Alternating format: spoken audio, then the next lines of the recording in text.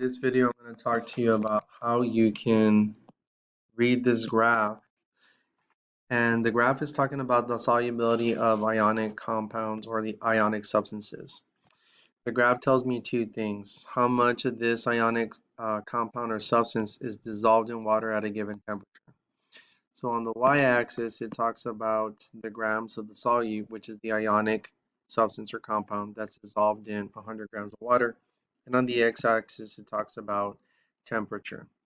We're going to look at three types of solutions and how we can determine um, or look at the conditions that those three solutions exist in. And the solutions I'm talking about are unsaturated, saturated, and supersaturated. So let's take a look at a saturated solution. And again, here I'm going to use the sodium nitrate as my example. So this line that I highlighted for the sodium nitrate, any point along that is directly on that line, along that line, is going to be a saturated solution at a given temperature. So let's pick here, let's just pick a spot here. So we're going to pick that spot there.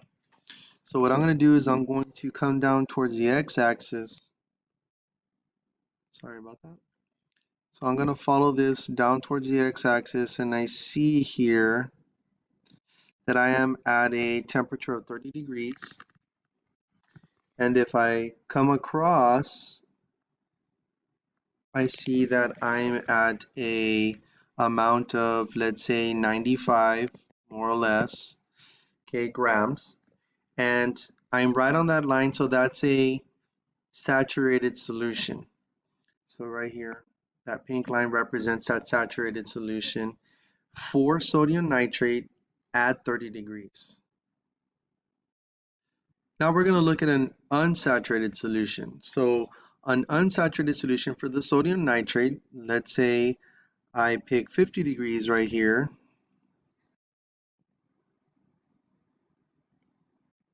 And I place the dot at 50 degrees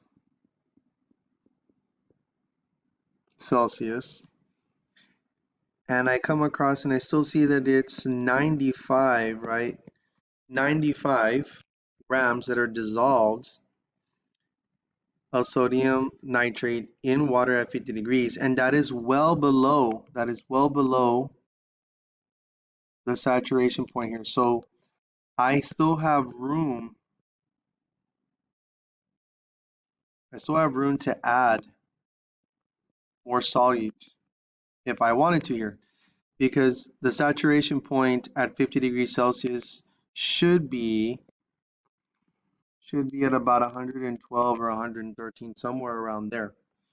But I see that I'm at 95. So there's room for me to continue to add solute to the water so that it can continue to dissolve.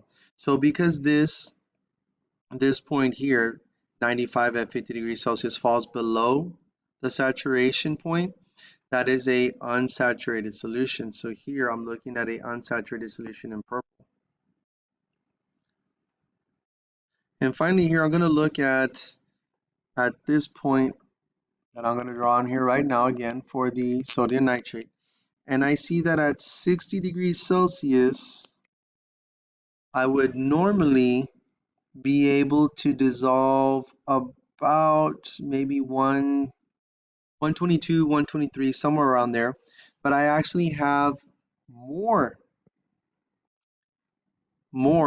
than what the water can dissolve at 60 degrees Celsius, because I have this excess here, right? The dot is above that line. Then this is called and I'm just going to write SS for supersaturated solution. That has become a supersaturated solution right there above the line. So that's kind of a quick explanation of how to read saturated, unsaturated, and supersaturated solutions in relation to the graph. So I'm going to clear all this out of here and then just kind of go back and just give you a couple of key points.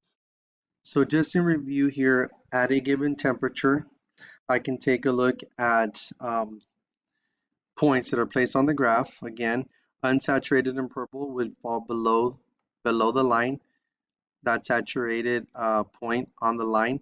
If it falls below, that point falls below that line, it's unsaturated. If it falls directly on the line, then it's saturated. And if it falls above the line, if that point is above the line, then it is supersaturated. Okay. And with that, you can answer the questions that are down below.